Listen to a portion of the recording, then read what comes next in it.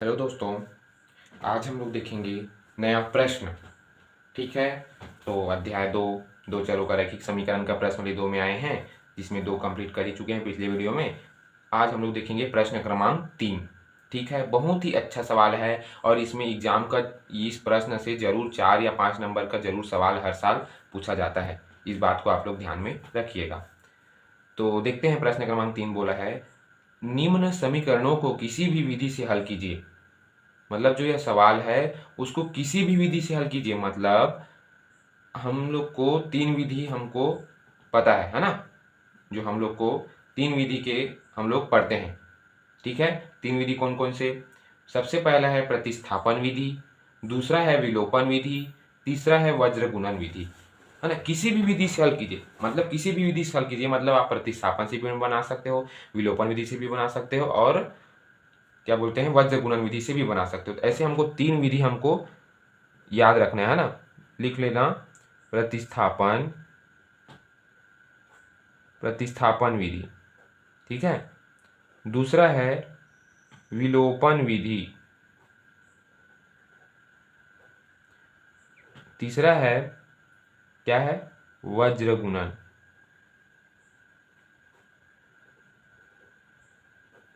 ऐसे हमको 3 विधि हम लोग को के रूप में, मतलब सवाल को क्या करना है, बनाना है। ठीक है, तो किसी भी विधि से हल कीजिए ऐसे बोले हैं सवाल। तो आइए देखते हैं, है ना। प्रतिस्थापन, विलोपन, वज्र गुणन, तीनों विधि में से एक विधि को सवाल को अपने को हल करना है। जो विधि अपना सरल है ना, तीनों विधि सरल है, अपने को ध्यान से बनाना है। किसी भी विधि से हल कीजिए तो प्रतिस्थापन। तो आइए देखते हैं, पहला सवाल में दिया है x ऋण y बराबर ऋण 1, क्या हो जाएगा, समीकरण 1। वैसी 3x ऋण 2y बराबर 12, क्या हो जाएगा, समीकरण 2। ठीक है, ये विधि को ध्यान मत दीजिएगा, ये 3 विधि है, अपने को 3 विधि पढ़ना है ना। ये 3 विधि क्या है ना, किसी भी विधि से हल कीजिए, मतलब 3 विधि पढ़ेंगे, प्रतिस्थापन, विलोपन, वज्र गुणन, है ना। और ये 3 विधि में से सवाल को किसी भी विधि से हल करना होता है। तो जो यह पहला सवाल है, हम लोग प्रतिस्थापन विधि से हल करते हैं, क्योंकि प्रतिस्थापन पहला विधि है ना। तो ऐसा कोई भी जरूरी नहीं है कि प्रतिस्थापन, लेकिन हम लोग जो इस सवाल है उसको प्रतिस्थापन विधि से हल करते हैं। तो आइए देखते हैं, प्रतिस्थापन विधि, समीकरण 1 और 2 बना लिए हैं, है ना। अब प्रतिस्थापन विधि से इस सवाल को क्या करना है, हल करना है। तो आप लोग देखिए, समीकरण 1 में यदि हम x बराबर रखेंगे तो क्या हो जाएगा, x ऋण y बराबर ऋण 1 है, समीकरण 1, है ना। तो ऋण y को इस पर पक्षांतर कर दिए तो x बराबर क्या हो जाएगा, ऋण 1 धन y हो जाएगा कि नहीं, समीकरण 1 से। यहाँ समीकरण 1 से, प्रतिस्थापन विधि समीकरण 1 से। ठीक है ना। समीकरण 1 बनाए, समीकरण 2 बनाए। अब प्रतिस्थापन विधि से हम इस सवाल को क्या कर रहे हैं, हल कर रहे हैं। ठीक है, ध्यान से देखिएगा। अब समीकरण 1 अपने को क्या दिख रहा है, x ऋण y बराबर ऋण 1 दिख रहा है। अब यदि हमको इसी सवाल को समीकरण 1 से x बराबर लेना है तो क्या हो जाएगा, ऋण 1 धन y को इस पर पक्षांतर करेंगे तो ऋण 1 धन y नहीं हो जाएगा। हाँ, तो ये क्या हो जाएगा, समीकरण 3। ठीक है, समझ आया ना। अपने को पहला समीकरण बना, दूसरा समीकरण बना, है ना। प्रतिस्थापन विधि से हल कर रहे हैं। यदि हम समीकरण 1 से बराबर लेते हैं, है ना, कोई भी सवाल हो, यदि हम प्रतिस्थापन विधि से हल करते हैं तो अपने जो x है उसका हम लोग को पहले मान निकालना होता है ना। तो x बराबर क्या हो जाएगा, ऋण 1, और ऋण y को इस पर पक्षांतर किए तो धन y हो गया। ठीक है, अब इसी कड़ी को आगे बढ़ाते हुए आगे सवाल देखते हैं, है ना।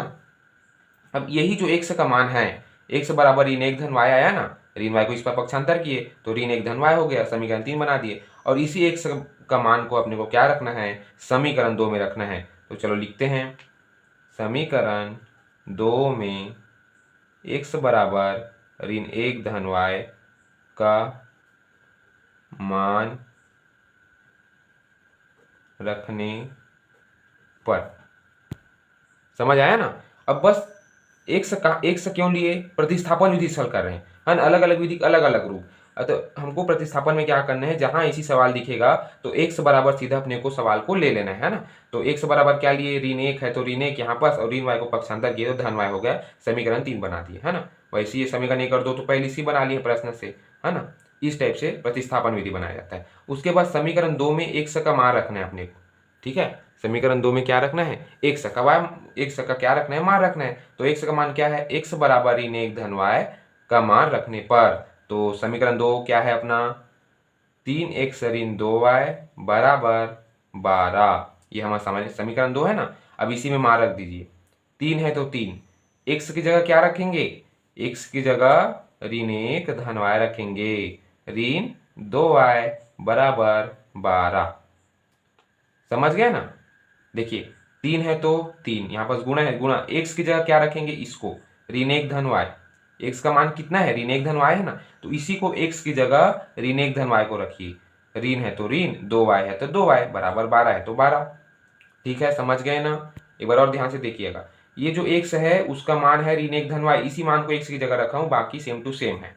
ठीक है, आगे हल करते हैं। यहाँ पर क्या हो जाएगा, कुछ दिख रहा होगा आप लोग को, गुणा कर दीजिए, है ना। तो 3 एकम 3, ऋण है तो ऋण, है ना, वैसे धन है तो धन, 3y हो जाएगा ना, 3 और y का गुणा करेंगे 3y, धन है तो धन, 3 एकम 3 और ऋण धन ऋण। ठीक है, ऋण 2y बराबर 12।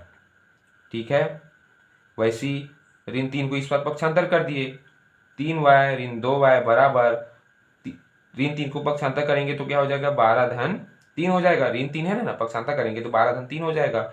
अब 3y में 2y को घटाइए तो क्या आएगा, y बस आएगा ना, एक y आएगा, लेकिन एक क्या है, y के अंदर में छिपा है, मतलब यह क्या है, एक ही y है, y बराबर, तो y बराबर क्या हो जाएगा, 15। ठीक है, समझ आया ना। इसमें हम लोग को x और y का बस मान ज्ञात करना है। ठीक है, इस विधि में क्या करना रहता है, x और y का हमें मान प्राप्त करना होता है। तो y का मान आ गया 15। अब इसी को समीकरण 1 में, है ना, इसी को समीकरण 1 में नहीं, इसी को समीकरण 3 में y का मान रख दीजिए, है ना। तो समीकरण 3 में y बराबर 15 रखने पर, ठीक है, अब इसी को मान को क्या रख दीजिए, समीकरण 3 में रख दीजिए। तो समीकरण 3 क्या है अपना, x बराबर ऋण 1 धन y, तो x बराबर ऋण 1 है तो ऋण 1, धन है तो धन, y का मान कितना, 15। ठीक है, 15 y का मान, वैसी x बराबर, अब 15 में एक जुड़ेगा कि घटेगा, घटेगा, क्योंकि यहाँ पास ऋण है यहाँ पास धन है, तो 15 में एक घटाओ कितना आएगा, 14। बड़े संख्या के सामने में धन है तो धन, लेकिन धन को अपने को क्या करना रहता है, नहीं लिखना रहता है। तो x का मान आ गया 14, y का मान आ गया 15। तो इसी को क्या लिखना है, अपने को अतः करके लिखना है, अतः, है ना, अतः क्या लिखेंगे, अतः अभीष्ट हल,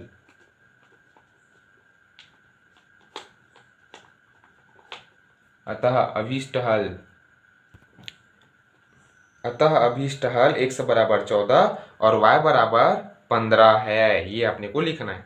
एक बार और ध्यान से शॉर्ट में देखिएगा, निम्न समीकरण को किसी भी विधि से हल करना है तो अपने को 3 विधि प्राप्त है ना, प्रतिस्थापन, विलोपन, वज्र गुणनता। हम लोग क्या जो है पहला सवाल को प्रतिस्थापन विधि से हल कर रहे हैं। सबसे पहले समीकरण 1 लेते हैं, दूसरा में समीकरण 2 बना लेते हैं, 2 समीकरण दिया है तो दोनों को समीकरण बना लेते हैं। अब समीकरण 1 से अपने को ना x का मान निकालना है। ठीक है, x का मान निकालना है, मतलब x बराबर लेना है, x बराबर, है ना। तो x बराबर यहाँ पास क्या हो जाएगा, ऋण 1 है तो ऋण 1, और ऋण y को इस तरह पक्षांतर करेंगे तो धन y हो जाएगा। तो यह कितना हो जाएगा, समीकरण 3 बना देंगे इसको। ठीक है, तो x बराबर क्या हो जाएगा, ऋण 1 धन y, यह समीकरण 3 प्राप्त हो गया हमको, है ना, x का मान। अब इसी को, यह जो x का मान आया है इसको समीकरण 2 में रख दीजिए। ठीक है, यदि हम इसी नेक्स्ट सवाल भी बनाते हैं, यदि उसमें भी, है ना, x का मान यदि हम रखते हैं, मतलब ऐसी x का मान आता है उसको भी x का मान रखेंगे, उसको भी समीकरण 2 में रखेंगे, फिर हल करेंगे तो प्रतिस्थापन विधि अपना प्राप्त हो जाएगा। वैसी सेम यहाँ पर भी करना है ना।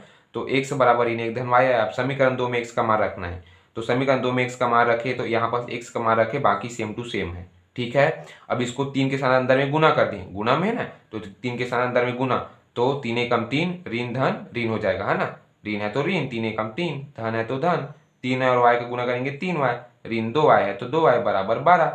ठीक है, 3y में 2y घटाएंगे, है ना, मान लीजिए 3y ऋण 2y यहीं पास है, और ऋण 3 को इस तरफ पक्षांतर, तो 12 धन 3 हो जाएगा, है ना, ऋण 3 पक्षांतर होगा धन में हो जाएगा। तो यहाँ पर 3y में 2y घटाएंगे तो 1y, एक अंदर में छिपा है तो y बराबर क्या आ जाएगा, 12, 3 में जोड़ेंगे तो 15 आ जाएगा। और इसी मान को समीकरण 3 में y बराबर 15 रखने पर, है ना, x बराबर ऋण 1 धन y तो x बराबर ऋण 1 धन y का मान कितना 15, तो 15 रख दीजिए। 15 में 1 घटेगा कि जुड़ेगा, घटेगा क्योंकि ऋण है, धन ऋण ऋण, तो 15 में 1 घटाओ तो 14 आएगा। अतः अभीष्ट हल x बराबर 14 और y बराबर 15 है। ठीक है, वीडियो को अंत तक जरूर देखें, आप लोग को बिल्कुल समझ आएगा। ठीक है, यह बहुत ही महत्वपूर्ण सवाल है, एग्जाम में जरूर 4 या 5 नंबर में यह सवाल पूछा जाता है। प्रतिस्थापन विधि कैसे बनाते हैं, विलोपन विधि कैसे बनाते हैं, है ना। यदि किसी भी विधि से हल करने के लिए बोला है तो अपने तीनों में कोई भी विधि लगा सकते हो। यदि प्रतिस्थापन बोला है तो हम अपने जो प्रतिस्थापन विधि है इस टाइप से बनता है, विलोपन विधि कुछ दूसरे रूप में बनता है। ठीक है, पहला सवाल हम लोग पिछले वीडियो में देखे थे, पहला सवाल को हम लोग प्रतिस्थापन विधि से बनाए थे। अब उसी विधि को देखना हम लोग, है ना, वही जो सवाल है उसको हम लोग विलोपन विधि से बना रहे हैं। आंसर सेम ही आएगा, उसमें x का मान और y का मान 14 या 15 कुछ आया था, वैसी सेम यहाँ पर भी x और y का मान 14-15 आएगा यदि हम विलोपन विधि से हल करेंगे तो आप लोग वीडियो को ध्यानपूर्वक देखिएगा कि प्रतिस्थापन विधि में कैसे हल हो रहा है और विलोपन विधि में कैसे हल हो रहा है। ठीक है, प्रतिस्थापन में हम लोग x और चाहे y का मान रख के, है ना, समीकरण 2 में चाहे 1 में रख के उसको क्या करते हैं हम लोग, हल करते हैं ना। चाहे x का मान पता हो तो उसको समीकरण 2 में रखेंगे, फिर उसको हल करते हैं, है ना, कटाते फिटाते हैं, फिर उसमें आ जाता है अपना मान। वैसी, है ना, जैसे मान लो समीकरण 1 में रखते हैं, उसी y का मान आ गया तो समीकरण 1 में रख के प्रतिस्थापन विधि को ऐसे प्रतिस्थापन करके हल करते हैं, जिसको प्रतिस्थापन विधि कहते हैं, है ना। लेकिन विलोपन विधि में ऐसा है, थोड़ा सा समझने की जरूरत है विलोपन विधि, और बहुत महत्वपूर्ण सवाल। जो सवाल है किसी भी विधि से हल कीजिए बोले हैं तो किसी भी विधि से, मतलब हम तीनों विधि से कोई भी सवाल को हल कर सकते हैं, मतलब तीनों विधि में, है ना, वज्र गुणन, विलोपन, प्रतिस्थापन। तो अब देख रहे हैं हम लोग विलोपन विधि, है ना। तो विलोपन विधि को समझने जा रहे हैं, ध्यान से देखिएगा। विलोपन विधि में, है ना, समीकरण 1 और समीकरण 2 हम तो बना ही चुके हैं, ऐसे हम सब प्रतिस्थापन विधि में भी बनाएंगे और ऐसे वज्र गुणन विधि में भी बनाएंगे, है ना।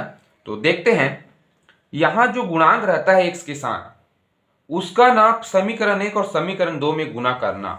मतलब यहां देखिए, जो x के साथ गुणांक क्या है, यहां पास 1 है ना, उस 1 का गुणा हम ना यहां समीकरण 2 से करिए। ठीक है, समझ आया।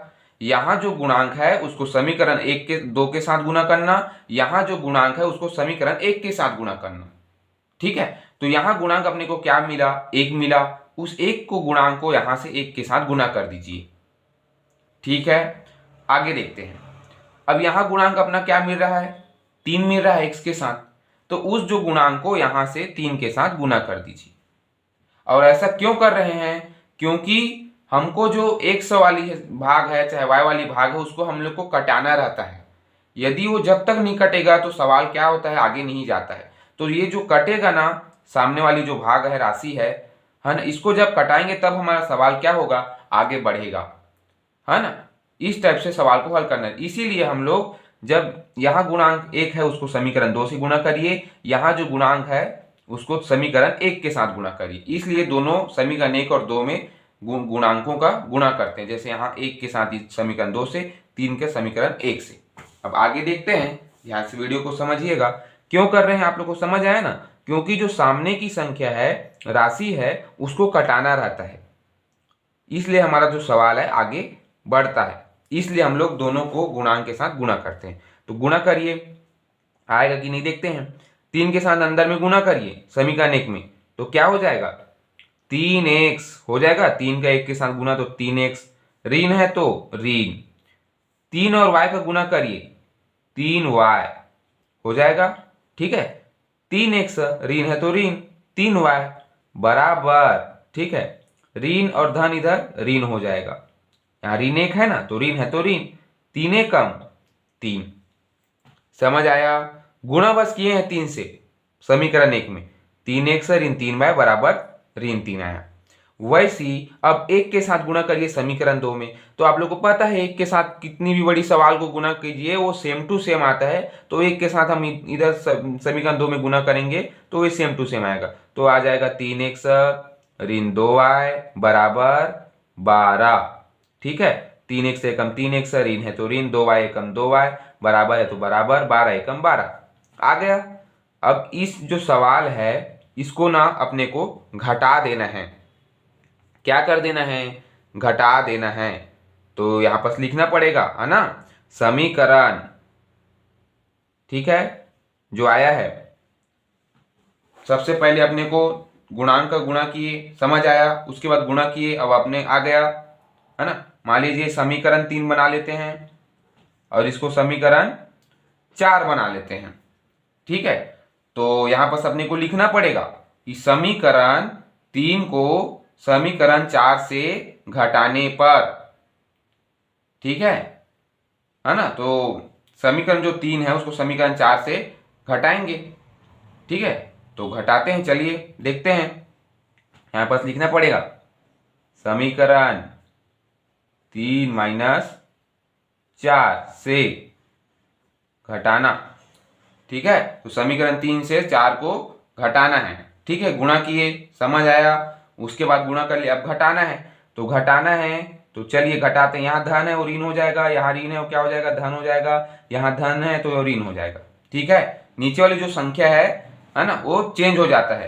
तो जब घटाते हैं तो यहाँ धन है वो ऋण हो गया, यहाँ ऋण है वो धन हो गया, यहाँ धन है तो ऋण हो गया। धन अपने को नहीं दिख रहा है लेकिन है तो ऋण हो जाएगा, ठीक है। अब देखिए यहाँ धन है और यहाँ ऋण है तो क्या हो जाएगा जी, कैंसल हो जाएगा ना। समझ आया कि नहीं। यहाँ 3 एक धन में 3 एक ऋण में, दोनों को घटाएंगे, 3 में 3 को घटाएंगे 0, तो कैंसल हो जाएगा, ठीक है। आगे देखते हैं, ऋण 3y धन 2y, ठीक है। ऋण 3y धन 2y, तो यहां पर क्या हो जाएगा,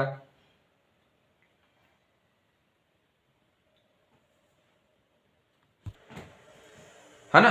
तो ऋण 3y धन 2y, तो 3 में 2 घटेगा कि जुड़ेगा, घटेगा, क्योंकि धन और ऋण क्या होता है, ऋण होता है। तो ऋण 3y धन 2y, तो 3 में 2 घटाओ कितना आएगा, 1y, तो एक हम लोग ने लिखते 1y आएगा, है ना। मतलब एक अंदर में छिपा है तो y बस, है ना, 1y।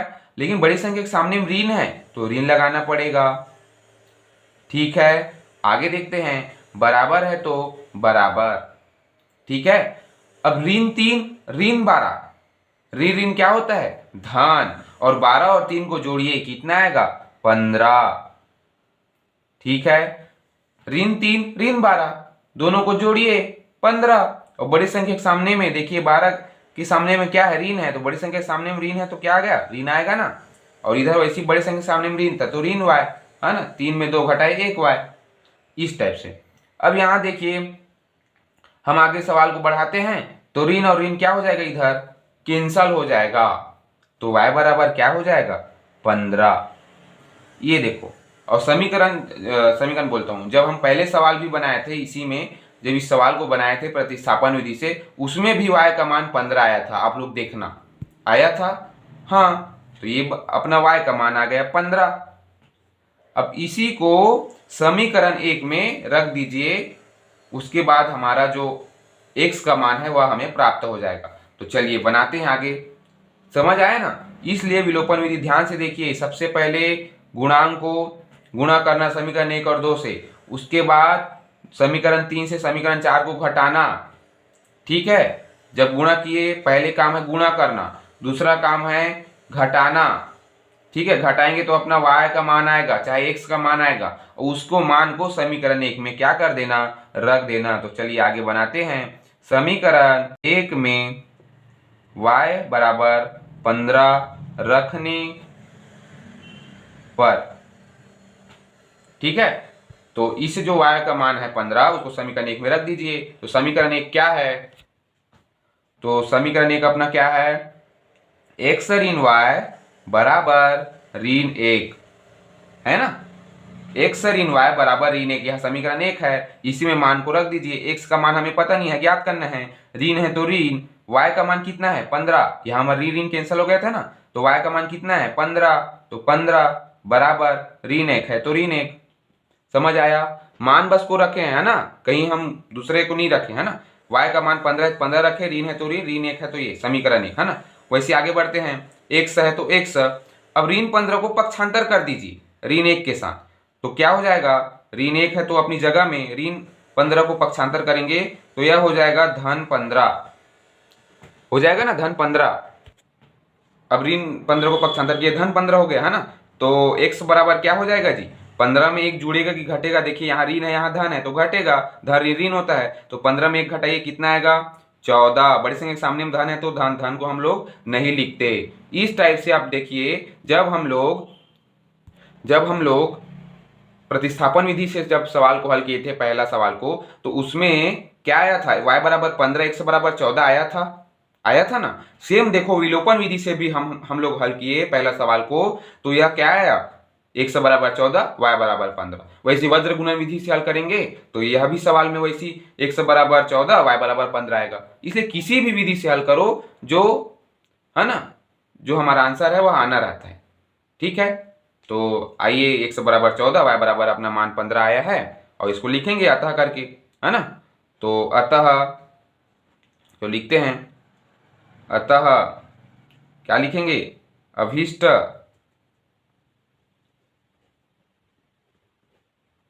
हल क्या है जी, x बराबर 14 और y बराबर 15 है। ठीक है ना, तो इस प्रकार से अपना आंसर आया। ठीक है, एक बार और ध्यान से देखिएगा, शॉर्ट में बता रहा हूं। यहाँ सबसे पहले अपने काम है गुणा करना, गुणांकों का जो यहाँ गुणा रहेगा गुणांक वहां गुणा करना। देखिए यहाँ जैसे मान लो 5 है तो 5 से यहाँ गुणा करना, यहाँ 8 है तो 8 का समीकरण 1 के साथ गुणा करना। ठीक है, वैसे यहाँ जो गुणांक है उसके गुणा करना, उसके बाद समीकरण 3 और समीकरण 4 बना देना, जो आएगा आंसर उसको घटा देना। तो घटाएंगे तो चाहे y का मान आएगा या तो x का मान आएगा, दोनों में एक आंसर आएगा। तो जैसे यहाँ y का मान अपने प्राप्त हुआ, वो तो x कैंसिल हो गया, है ना। अधिकतर x क्या होता है, कैंसिल हो जाता है, तो y का मान हमें प्राप्त होता है। y का मान प्राप्त हुआ तो ऋण कट गया, y बराबर 15 आएगा। और इसी y बराबर 15 का मान समीकरण 1 में रख दीजिए यहाँ, और हमारा देखिए आंसर आ गया। ठीक है, इस टाइप से यह विलोपन विधि समापन होता हुआ। विलोपन विधि आप लोग बार बार देखिए, वीडियो को अंत तक जरूर देखिए, बहुत महत्वपूर्ण सवाल है। 4 नंबर में यह सवाल जो है पूछा जाता है हर साल। ठीक है, धन्यवाद। यहाँ पर प्रतिस्थापन विलोपन विधि अपना समाप्त होता हुआ। आप लोग भी जैसे दूसरा तीसरा सवाल ऐसे आप लोग भी विलोपन प्रतिस्थापन विधि से हल करते रहिए। आप लोग को 1 से 2 बार में आप लोग को पूरा भरोसा है, आप लोग को पूरा समझ आ जाएगा। आप लोग सवाल को अभ्यास करते रहिए बना कर, प्रतिस्थापन हो विलोपन हो, है ना, आप लोग को जरूर समझ आएगा।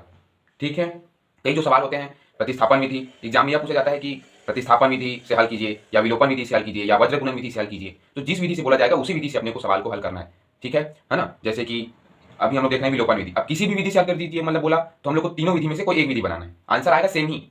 ठीक है, लेकिन यदि हमको विलोपन विधि बोलते हैं तो विलोपन विधि बनाना है ना, रूल अपना विलोपन विधि का रूल अपनाना है। प्रतिस्थापन विधि बोलेगा तो प्रतिस्थापन विधि का रूल अपनाना है। वज्र गुणन विधि बोलेगा तो वज्र गुणन विधि का रूल अपनाकर अपने को सवाल को हल करना है। यदि हम उस रूल का नियम नहीं अपनाएंगे तो हमारा नंबर कट जाएगा। ये छोटी बात को अपने को ध्यान में रखना है। ठीक है, तो देखते हैं दूसरा सवाल। x ऋण 2y बराबर 5, 2x ऋण 4y बराबर 6, ऐसे अपने को क्वेश्चन मिला है ना। बुक में भी देख लेना आप लोग। x ऋण 2y बराबर 5 और 2x ऋण 4y बराबर 6। मान लो समीकरण 1 और 2 बना लेते हैं, है ना। आप लोग को पता है हम लोग समीकरण 1 और 2 हर सवाल में बनाते आए हैं ना। तो x ऋण 2y बराबर 5 को समीकरण 1 बना लेते हैं और 2x ऋण 4y बराबर 6 को समीकरण 2 बना लेते हैं। ठीक है, बन गया। समीकरण 1 और समीकरण 2 बना दीजिए। अब विलोपन विधि में क्या करना रहता है, जो पहले की जो चर राशि, पहले की जो संख्या रहती है जो एक सवाली, उसके अपने को कटाना रहता है। ठीक है, विलोपन विधि में यह महत्वपूर्ण बात याद रखना, जो सामने की जो रहती है x का जो गुणांक हो, चाहे x चर राशि, x को अपने को कटाना रहता है। ठीक है, तो इसलिए सबसे पहले इस विलोपन विधि में यह जान लेना, है ना, कि जो ये दो है ना, x के साथ 2 है, उसका गुणा यहाँ पहले समीकरण से करना यदि कटाना है तो, और यदि यहाँ पास एक गुणांक है उसका गुणा एक के साथ यहाँ से करना, तभी कटेगा। समझ आया? एक बार और ध्यान से देखना। क्या है, अपने को जो ये सामने वाले जो भाग है, संख्या है, राशि है, इसको अपने को कटाना रहता है, तब विलोपन विधि का जो हमारा मान है वह हमें प्राप्त होता है। ठीक है, तो आइए देखते हैं, है ना। तो यहाँ पर देखना कि यहाँ पर क्या है, गुणांक 1 है तो 1 के साथ समीकरण 2 में गुणा कर दीजिए। यहाँ गुणांक क्या है, समीकरण 2 में गुणांक x के साथ क्या है, 2 है, तो समीकरण 1 के साथ 2 का गुणा। ठीक है, समझ गए ना। मान लीजिए यहाँ पास 5 रहता तो 5 से गुणा करते समीकरण 2 से, यहाँ पास 6 रहता तो 6 का गुणा करते समीकरण 1 से, ऐसा। तो विलोपन विधि में सबसे महत्वपूर्ण बात यह है कि यहाँ का जो गुणांक उसको समीकरण 2 से गुणा करना, और यहाँ के जो गुणांक है, जैसे कि यहाँ 2 है तो 2 को समीकरण 1 से गुणा कर रहे हैं। ठीक है, आगे देखते हैं। अब इसी को गुणा करते हैं, तो करते हैं, 2 से गुणा कीजिए इतना में, है ना, समीकरण 1 में। तो 2 और 1 से गुणा करिए तो हो जाएगा 2x, हो जाएगा ना, ऋण है तो ऋण, 2 दूनी 4y बराबर 5 दूनी 10। ठीक है, समझ आया ना। वैसे आगे बढ़ते हैं, है ना।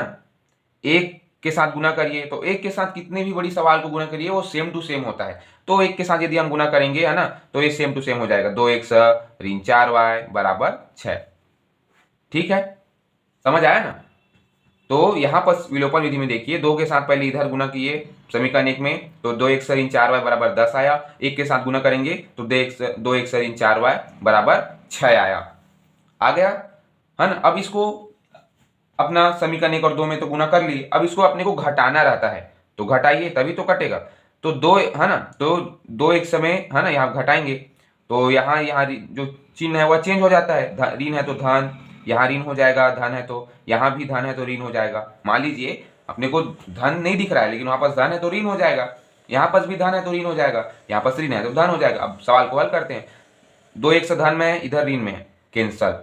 ठीक है, वैसी यहाँ ऋण 4y है, यहाँ धन 4y है, तो क्या हो जाएगा, कैंसल नहीं होगा क्या।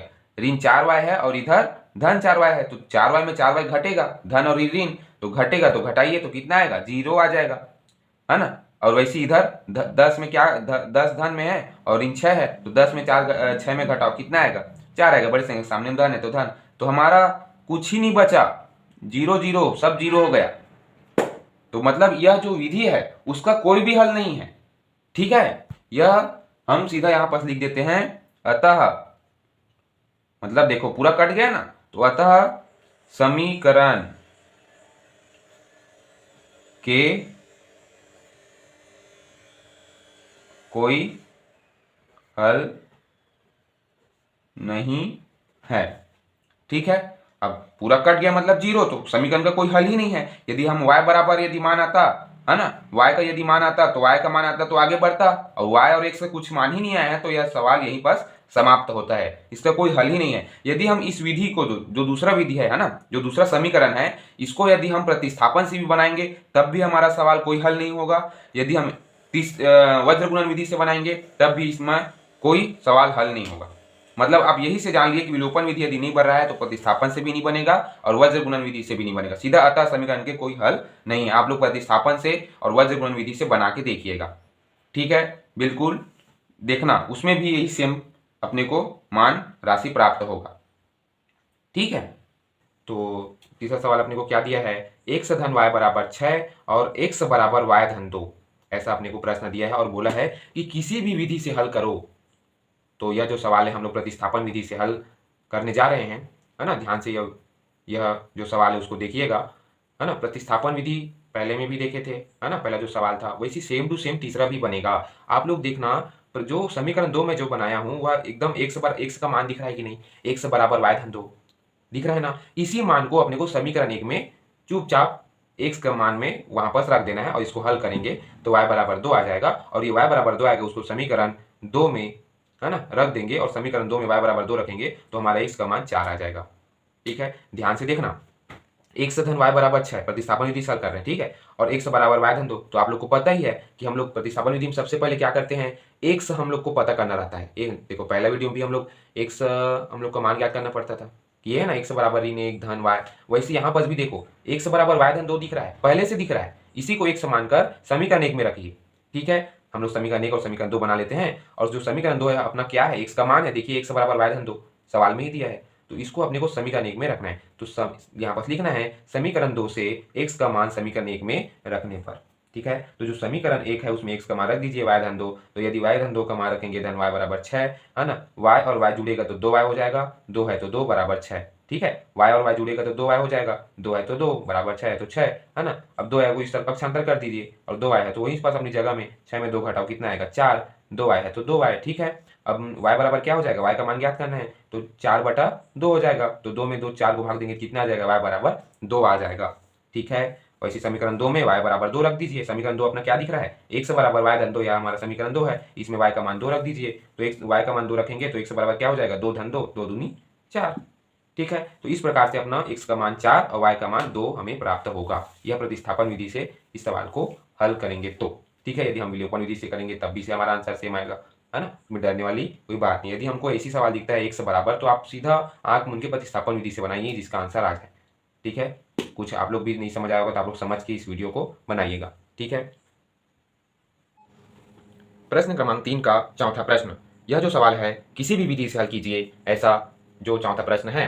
तो आप लोग, यह जो चौथा प्रश्न है आप लोग के लिए होमवर्क है, आप लोग तीनों विधि से यह सवाल को हल करिएगा, ठीक है। बहुत ही महत्वपूर्ण सवाल है, बहुत ही अच्छी सवाल है। आप लोग पीछे मत हटिए, जितना हो आप लोग अभ्यास करते रहिए, सवाल को बना बना कर देखिए, क्योंकि सेम पैटर्न है, सेम हमारा जो सवाल है वह सेम पैटर्न से ही बनाया जा रहा है। एक वीडियो यदि हम एक जो प्रश्न है उसको हम समझ जाते हैं तो पूरा प्रश्न अपने को बनाने के लिए आना चाहिए। ऐसे आप लोग अभ्यास करिए, क्योंकि बहुत महत्वपूर्ण सवाल है, यह एग्जाम में 4 नंबर 5 नंबर में पूछा जाता है, इसलिए आप लोग बना बना कर देखिए। और यह जो चौथा सवाल है आप लोग के लिए होमवर्क है, आप लोग बनाइए और कमेंट में बताइए कि बन गया, और यदि नहीं बनता है तो आप लोग भी बताइए, हम बनाने का प्रयास करेंगे। विलोपन विधि, प्रतिस्थापन विधि, वज्र गुणन विधि, ठीक है। बहुत बहुत धन्यवाद। यदि और होमवर्क बनता है तो और अच्छी बात है, ठीक है।